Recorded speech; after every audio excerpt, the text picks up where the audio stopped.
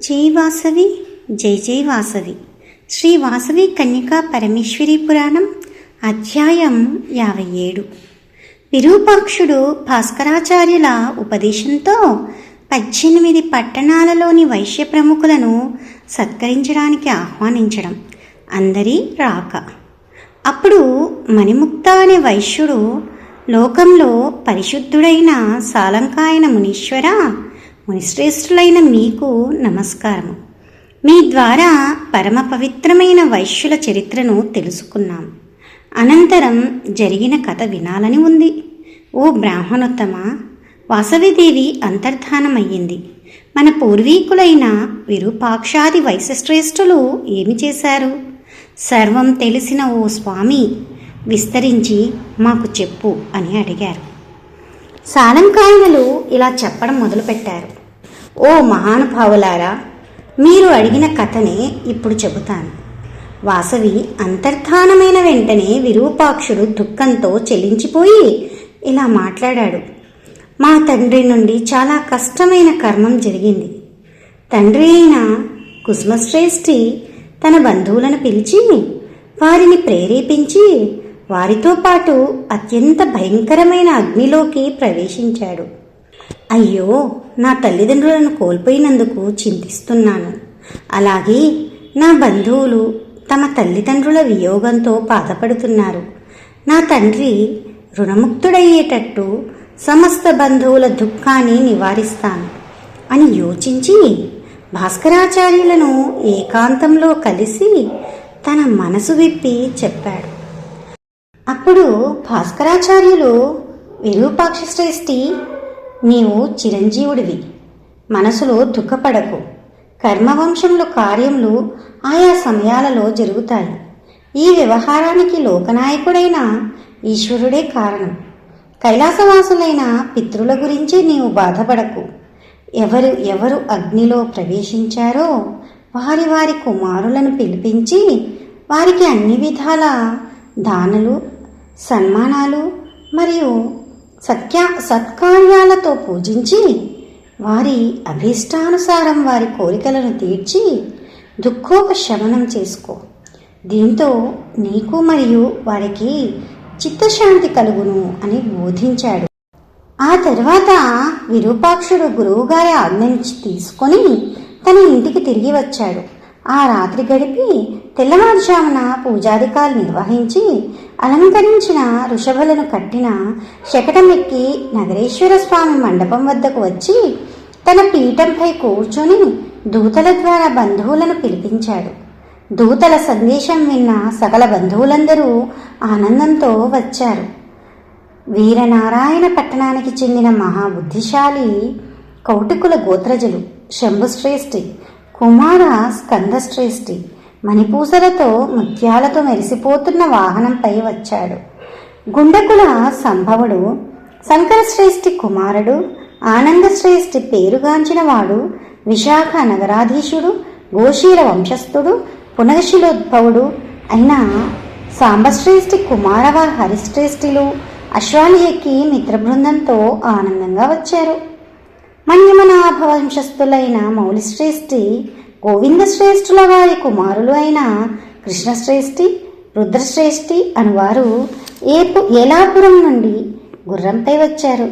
పితిశిష్ట గోత్రజనానికి చెందిన పద్మాకర శ్రేష్ఠి కుమారుడు గురుశ్రేష్ఠి పెరిశ్రేష్ఠ గోత్రజన గోపాలశ్రేష్ఠి కుమారుడు కాలశ్రేష్ఠి అను శివపురాధిపతులు నిరంతరం గోదానాలు చేస్తూ గోరథాలెక్కి వచ్చారు. చిని శిరీష్మ గోత్రజలైన నగరాధిపతులైన రుద్ర భద్ర సుభద్రల కుమారులైన గంగా రాజ బాలశ్రేష్ఠులు తమ బంధువులతో వచ్చారు. ఇక్షాకు గోత్రజలైన మాధవశ్రేష్ఠి కుమారుడు సాంబశ్రేష్ఠి సంతోషంతో అశ్వంపై వచ్చాడు. వినిశిష్ట గోత్రం వెన్నకకుల గోత్రం భృంగమాఖ్య గోత్రాలకు చెందిన ధర్మపురాధీశులు వాహనాల్లో వచ్చారు. నూసాల వంశానికి చెందిన వీరశ్రేష్ఠి కుమారుడు పాలకుండ పురాధీశుడు హరశ్రేష్ఠి తెల్లటి గుర్రంపై వచ్చాడు.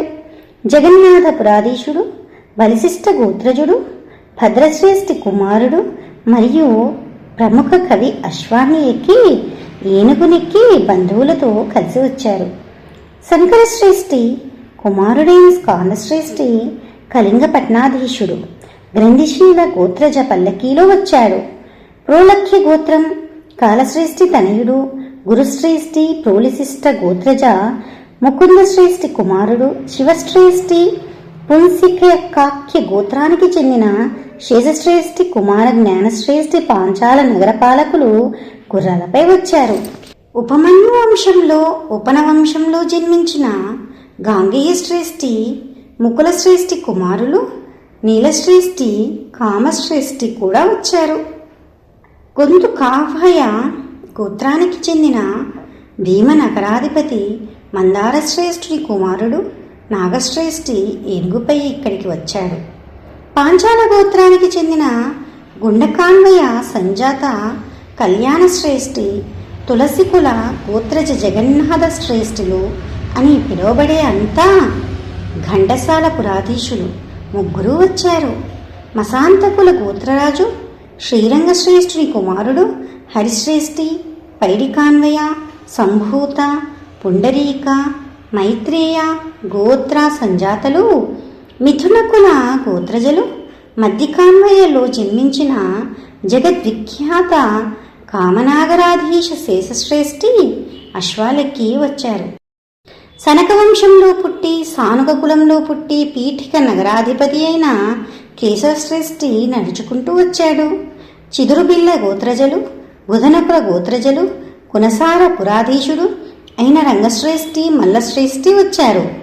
సకల బంధువులందరూ వచ్చారని దూత ద్వారా విని విరూపాక్షుడు శ్రేష్ఠివారి అనుగ్రహాన్ని కోరి నగరేశ్వర స్వామి యొక్క భీమనాయక ముఖ్య ద్వారం వద్దకు వచ్చాడు.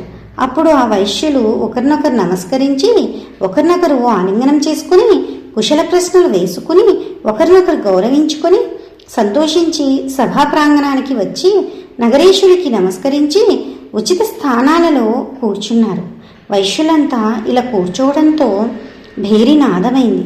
వందిమాగదులు కీర్తించారు. వీణా వీణు మృదంగాల ధ్వనులు తాళహస్తాలతో పాడేవారి ధ్వనులతో కర్ణానందకరంగా సంగీతం రూపుదిద్దుకుంది. క్రాంతివతులు రూపవతులైన నృత్యకారులు తమ నృత్యం కన్నుల పండుగగా చేశారు. అప్పుడు భాస్కరాచార్యులు శిష్యులతో ఆగమించారు. కులగురువును చూడగానే అందరూ లేచి నిలబడి సాష్టాంగ నమస్కారాలు చేసి గురువును యోగ్యమైన పీఠంపై కూర్చోపెట్టి తమ తమ స్థానాలను అలంకరించారు. ఆ తరువాత చెవికి నచ్చిన కబుర్లు సభా సల్లాపాల మధ్య విరూపాక్షుడు ఆచార్యుల దగ్గర వచ్చి అందరినీ ఉద్దేశించి ఇలా మాట్లాడాడు. ఓ సోదరులారా, 18 నగరాలకు ప్రభువులైన వైశ్యులను మా తండ్రి పిలిపించి వంశరక్షణ కోసం తమ ప్రాణాలను తృణసమానం చేసి అగ్నిలో ఆత్మాహుతి చేసుకుని కైలాసానికి వెళ్ళారు. కాబట్టి మీరు దుఃఖ సముద్రంలో మునిగిపోయారు.